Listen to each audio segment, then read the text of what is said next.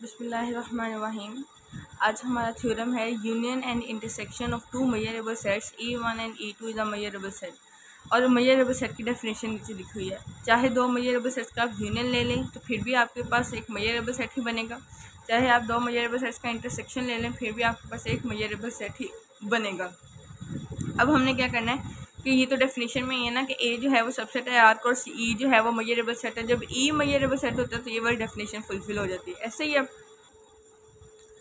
तो यहाँ पे देखें ए सबसेट है आर का। अब E2 जो है वो मेजरेबल सेट है। उसने यहाँ पर बात की है कि जो दो मेजरेबल सेट है उनका यूनियन एंड इंटरसेक्शन, यानी कि E1 यूनियन E2। ये चीज़ हमने यहाँ पे हमने E को मेजरेबल सेट लिखा है ना, यहाँ पे E1 यूनियन E2 होगा तो फिर हम E1 दो मेजरेबल सेट्स का यूनियन को भी कहेंगे कि वो मेजरेबल सेट है।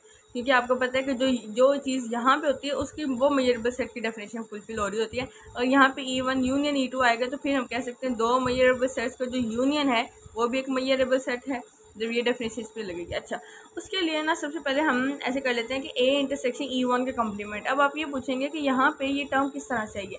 ये वाली जो इक्वेशन है ये नेक्स्ट इक्वेशन में यूज होनी है। आप चाहें तो यहाँ पे निकाल लें इसकी वैल्यू, ये चाहे तो जब नेक्स्ट जहाँ जिस पॉइंट पे चाहिए होगी वहाँ पे निकालें। इस डजंट इफेक्ट।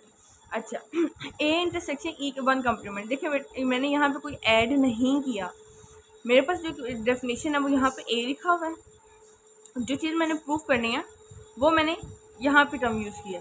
तो इस ए की जगह पे जो मैं नया सेट एक ले रही हूँ, अब देखें ज़रूरी तो नहीं है ना हमेशा यहाँ पे ए ही है, यहाँ पे कोई भी टर्म आ सकती है। तो मैंने यहाँ पे जो टर्म यूज़ किया वो है ए इंटरसेक्शन E1 का कॉम्प्लीमेंट। ठीक है, अब यहाँ पे भी ए तो उसकी जगह पे आ गया ए इंटरसेक्शन E1 का कॉम्प्लीमेंट इंटरसेक्शन E2, क्योंकि यहाँ पे हम E1 और E2 की बात कर रहे हैं प्लस। ठीक है, अगेन यहाँ पे क्या है ए है और ए हमने यहाँ पे क्या लिखा हुआ है ए इंटरसेक्शन E1 का कॉम्प्लीमेंट, ए इंटरसेक्शन E1 का कॉम्प्लीमेंट। और ई की जहाँ पे हम क्या ले रहे हैं E2 ले रहे हैं। पहले हम तो ये देखेंगे ना E1 और E2 मेजरेबल हैं या नहीं, तो उसके लिए तो फिर हमें ये देखना पड़ेगा। अच्छा, अब E2 यहाँ पे लिया है, यहाँ पे E2 लिया है तो यहाँ पे E2 का कॉम्प्लीमेंट आएगा। यहाँ पे E था तो E कॉम्प्लीमेंट, E2 लिया तो E2 का कॉम्प्लीमेंट। ठीक है, इसको नाम दे दिया हमने इक्वेशन 1 का। मैंने आपको बताया हमने यहाँ पे क्या चीज़ देखनी है E1 यूनियन E2। तो E1 यूनियन E2 को हम किस तरह से एक्सप्रेस कर सकते हैं कि देखें, अगर ये R है, ये E1 है, ये E2 है। ठीक है, ये दरमियान वाला है E1 इंटरसेक्शन E2। ठीक है, और इस E2 को हम कह सकते हैं ये वाला E2 को इंक्लूड अगर E1 के कॉम्प्लीमेंट हो, E2 और ये सारी बाउंड्री जो मैंने ये E1 को निकाल दें, बाकी सारी क्या है E2 का कॉम्प्लीमेंट, E1 का कॉम्प्लीमेंट। ठीक है, तो इसका मतलब है अगर मैं E2 को लिखना चाह रही हूँ तो E2 की जहाँ पे मैं ये लिख सकती हूँ ना, देखिए ये इतना सा पार्ट ये हो गया E1 इंटरसेक्शन E2, और ये जो बाकी पार्ट बचा ये वाला, ये आगे E1 का कॉम्प्लीमेंट। इन दोनों को मिलाऊंगी तो E2 बन जाएगा। तो मैं लिख सकती हूँ कि E1 intersection E2 union E1 का कॉम्प्लीमेंट इक्वल टू है E2, यानी कि E2 की जहाँ पे मैं ये लिखा है E1 का कॉम्प्लीमेंट इंटरसेक्शन E2। ठीक है,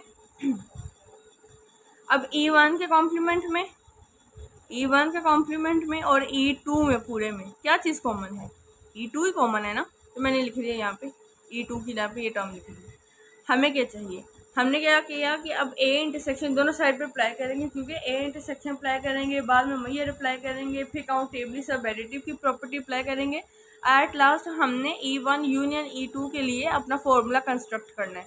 तो ए इंटरसेक्शन दोनों साइड पे अप्लाई करूँगी, A intersection this term and A intersection this term. अब इसको ओपन करूँगी तो ये आएगा ए intersection E1 union A intersection this term. मैंने ओपन कर दिया। अब मैंने आपको बताया हुआ कि बैक आउटर में ये क्या है वो काउंटेबली सब एडिटिव है दोनों साइड पे। जब मैं मेजर अप्लाई करूँगी तो लेस देन की इनइक्वालिटी आ जाएगी और बाकी सारा का सारा मेजर आ जाएगा। अब इसको दे दिया हमने नाम इक्वेशन 2 का। अब देखें ये आ गया ए इंटरसेक्शन E1 का कॉम्प्लीमेंट, हमने मेजर भी निकाला था। अच्छा, पहले इसको ओपन कर लेते हैं।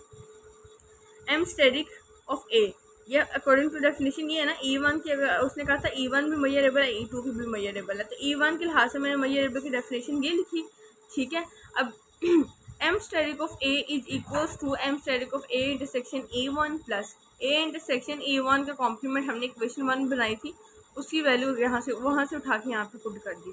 पुट करने के बाद according to De Morgan's law वो ये कहता है ए यूनियन बी का जो कॉम्प्लीमेंट होता है वो इक्वल होता है A complement intersection B complement, ठीक है। तो M static of A is equal to, ये वाली टर्म ऐसे ही आ गई, M static of A intersection E one plus M static of A intersection E one complement intersection E two, ये वैसे आ गई, plus M static of A intersection E one union E two का complement. देखिए यहाँ पे क्या है, E one complement intersection E two complement, इन दोनों को मैं with the help of De Morgan's law ये लिख सकती हूँ कि E one union E two का complement, E one union E two का कॉम्प्लीमेंट, ठीक है।